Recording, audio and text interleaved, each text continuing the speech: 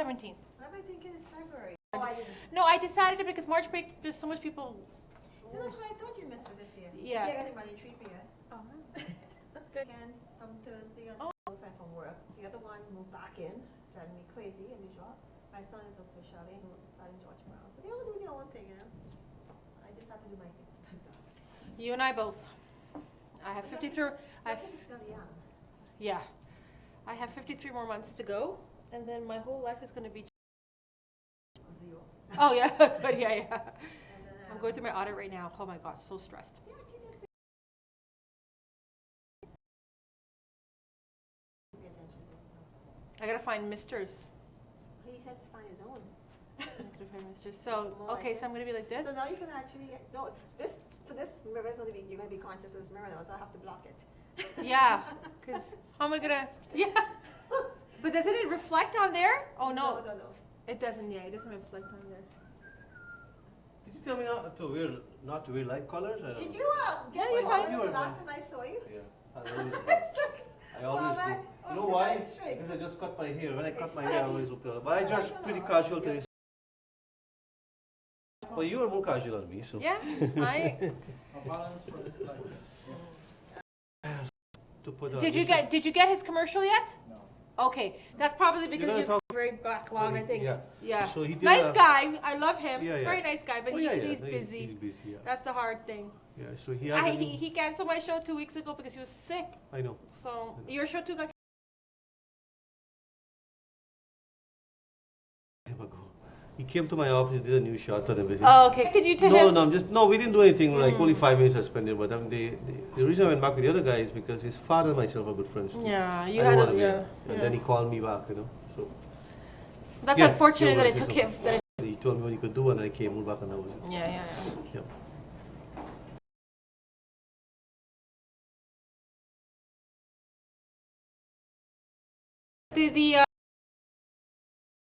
Yeah. The finance guy for Vision Madeira. Yeah. That's my uncle. I know. Masa. I know. So his daughter, me, cousins. I know. Nadia. And the daughter looks. The daughter she's Nah, separated or something. Yeah. Right? Yeah. We're cousins, so that's why. Yeah, that's why the girl look a lot like. Anthony, check everything, double check. And I come back here with Mr. No, Mizuga. I'm gonna have you come back. Okay. I'm not a television guy, you know. Yeah, So I changed the device that was caused a problem, so we have no problem again. we're a different location. Hope they change the location, don't cause a problem. Okay. You tested everything or everything, Yes, right? Okay, I good. tested everything. Okay, So awesome. We're ready to roll. Going in 3. Hi, and welcome to Let's Talk Money with Natasha Bridge-Mohan, your host. Welcome. Today we have Mr. Shiv Mazir. Okay. What brokerage? Remax All Stars. Are you a broker, not an agent, right? Right. Okay. Yeah. Remax All Stars. Okay. Remax All Stars Realty. Okay, all right. Okay. 3. 3. Natasha, your host. Welcome, and real estate broker expert with Remax All Stars. Welcome, Mr. Mazir. Thank you, Natasha. Nice to have you here. So today we're going to have a really great topic to discuss. We're going to talk about what is happening and how long you've doing it and why you love doing it, etc. Sure, Natasha. Well, I've been in the. I've gotten into it because at the time when I graduated and with my degree, there were no jobs available, and so I used to delve in real estate back home in Guyana, and he actually encouraged me to get into the real estate. So I got into it in 1988 and never came out of it. Well, good for you. Wow, 20 plus years. Awesome. What to explain to our audience again the difference between a broker and a real estate agent? Well, a broker is a designation that you become a broker after having practiced as a sales representative for 3 to 5 years. And basically, the advantage, one of the main advantages is that you can open your own brokerage. And they kind of place a lot of trust in you because they think as a broker you have the experience and knowledge. Awesome. And is there any more additional due diligence in terms of articling for education to maintain your license for a broker versus a, let's say, a real estate agent? Not anymore. It used to be, but once you become a broker, the pre-requirements an agent. Okay, good to know. Corrected in regards to helping home buyers and investors buy properties. Why don't yes or no? The market has never been like this. It's a topic in our industry because we have never seen anything like this.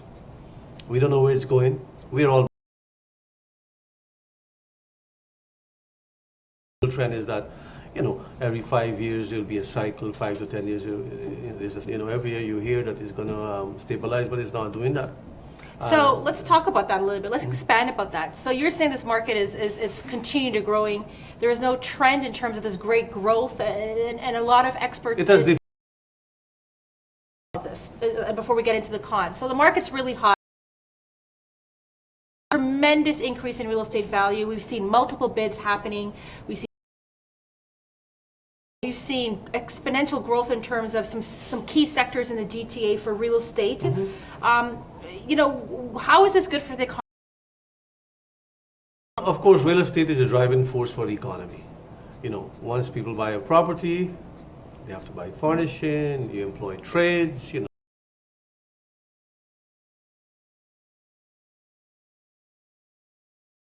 For economy. It is a driving force, if you ask me, because every sector gets compensated in one.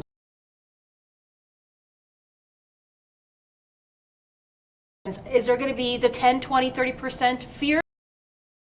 Economists and the rule of thumb is, and if you talk Toronto, for example, most of the people that come to Toronto in Canada end up in Toronto. I forgot the numbers, but it's a very high number.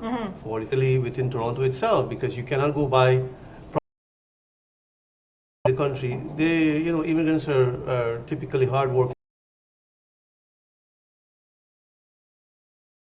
They will want to buy, and what is driving the buying option is that interest rate. You're in mortgage, but interest rate is Absolutely. so low. Interest We have rates never are low. seen as it is today as compared to 10 years and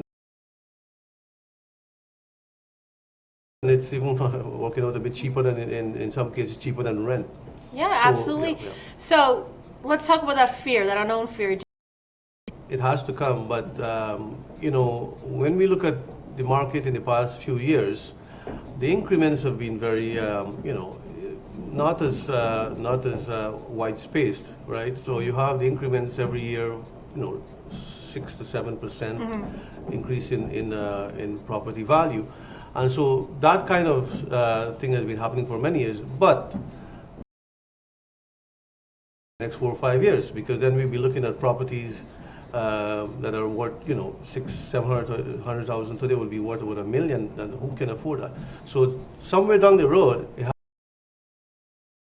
a factor in that would be that with interest rate has to go a bit higher. So so that's a good point. balance it out, yeah. It's called in our industry we call it quantitative easing, just Okay, kind of yes, to okay. cool the industry Economy, in a sense. So.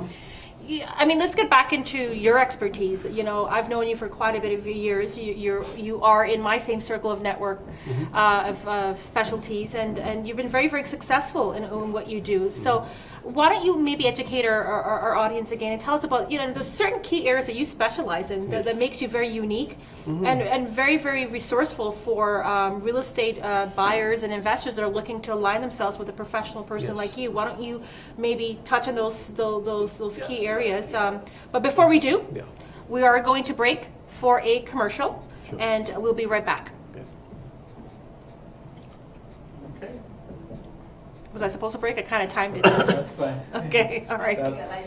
So,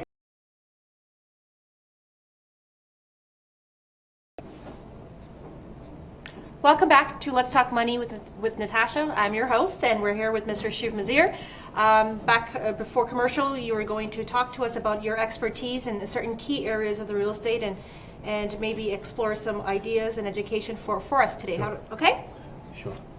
So, when you get into real estate first, you start off being a a residential agent, because that's where everybody starts. You just cannot get into commercial unless you specialize from the beginning. It's a different It's a different feel altogether. Yeah. But over the years, I find like I have people calling me for industrial properties and warehouse, restaurant, banquet halls, and all that. So over the years, I've kind of what should I say? Consolidate my not consolidate. Sorry, cut that off. Sorry. Okay. No, Diversified. No, diversity. No, just take it Okay, off. start from the Yeah. top again. Yeah. 3, 2. Welcome back with Let's Talk Money. I'm your host, Natasha Bridgman. We're here back with Mr. Shiv Mazir, and we're going to actually talk about his expertise. Why don't you touch on a few of those? Yeah, so as I said, I started out as a residential agent, and over the years, having people asking you questions about different kinds of properties, commercial properties, and all that, I have kind of diversified my portfolio a little bit, and I've been serving people in that area also. But one of is the pre-construction market in the downtown Toronto core, like condos. Oh, I wow. mean, you must have been hearing about that quite a bit, because that's where there's a great expansion going on, and there's a lot of influx of foreigners coming into the downtown core itself on, job placement and So contract let's touch on positions. that. So you're Yeah. talking about high-rise condos. So I'm driving down the Gardner. You're talking about all those beautiful buildings going up. Yes. There's cranes everywhere, and those are really good signs that the market's really healthy. Yeah. Because, and correct me if I'm wrong, for a construction of a condominium to actually initialize in terms of equipment on the ground, I think it's 65 or 75% of the condo has to be pre-sold. Isn't that correct? It's about 65%. Yeah, so that means that there is definitely appetite out there in terms of condominium. But one of the things that I'm reading, and again maybe I stand corrected, is that these condominiums are a lot of investment purchases. A lot of people are buying them for rentals. True. And what might happen is that they may not be enough. And they're getting occupancy, and I don't have enough. People are just grabbing them up right in the corner of, I can give you an example, right at the corner of the Air Canada Centre in York and Lakeshore. There's some new buildings there, and as they come, they go. And you want to know where all these people come from? Well, they come from different parts of Canada, even different parts of the world. Wow. And are these high rents? They're very high rents, and I mean, these condos also are very nicely finished, high-end upgrades. And within the financial district, walking distance to the Air Canada Centre, the financial district, the lake, people just want to be, where the action is, and that's where the action is in the downtown part of Toronto. So it's definitely a key piece of real estate to It's own. a key piece of real estate So, because, sorry, you say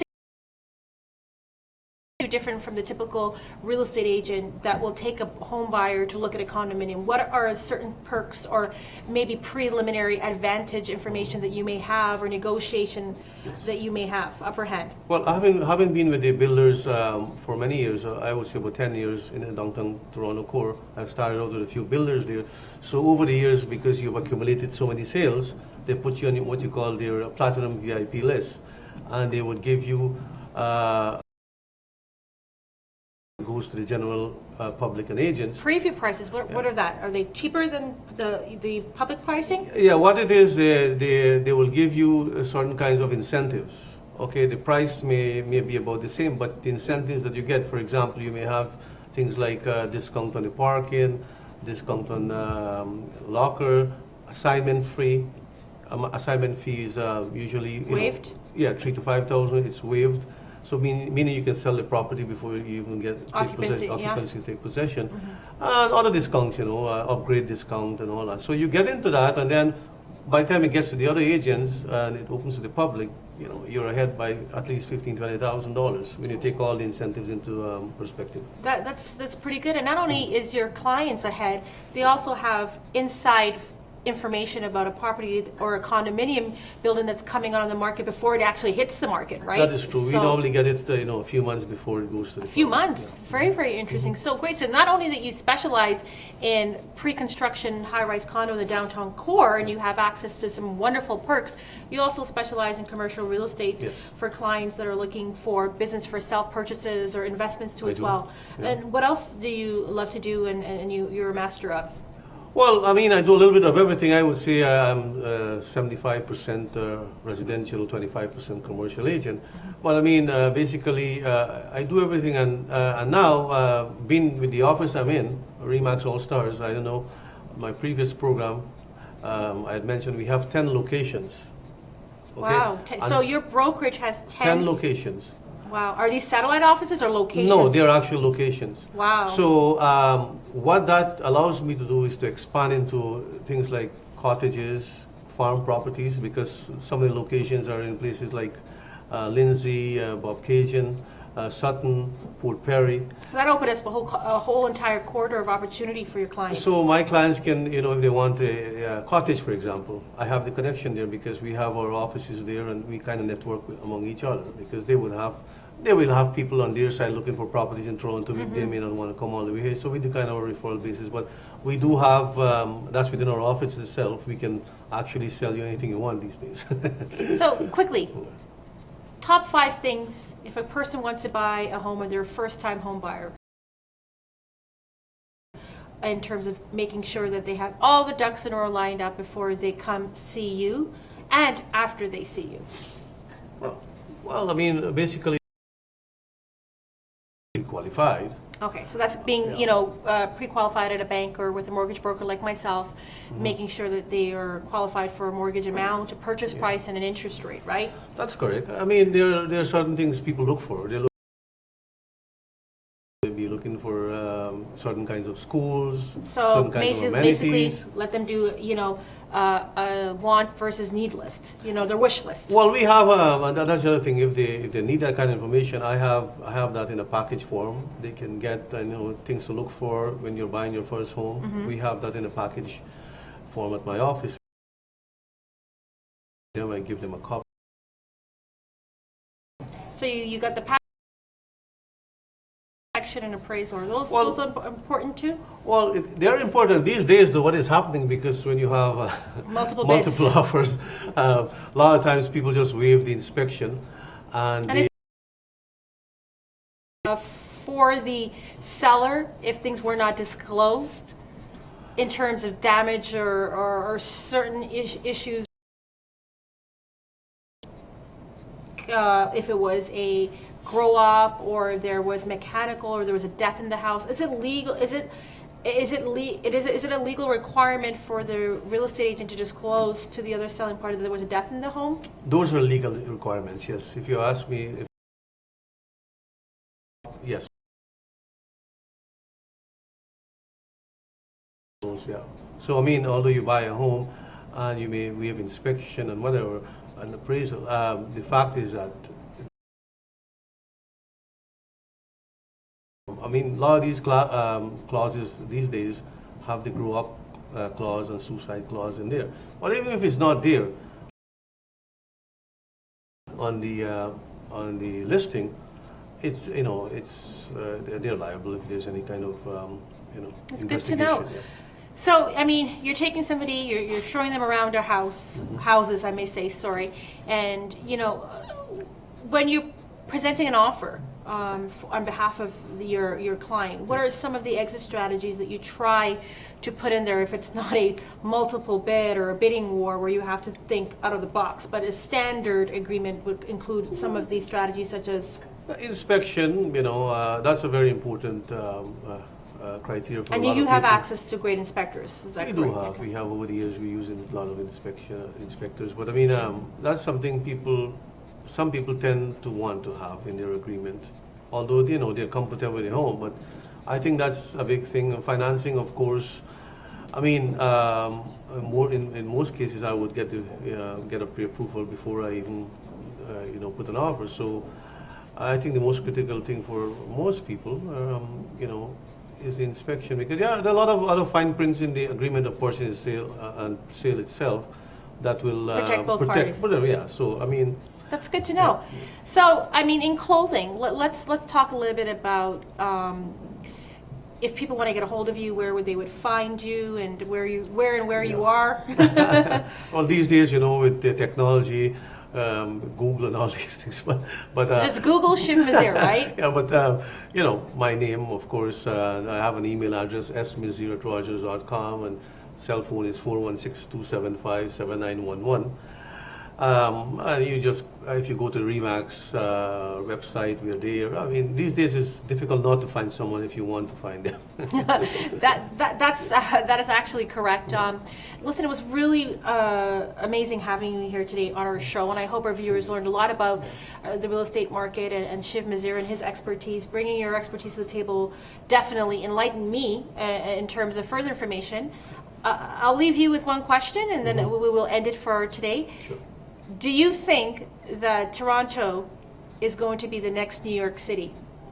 Well, interestingly, what you're saying there is exactly what they're trying to do right now, and that's one of the reasons they're upgrading the waterfront, and you see all these cranes out.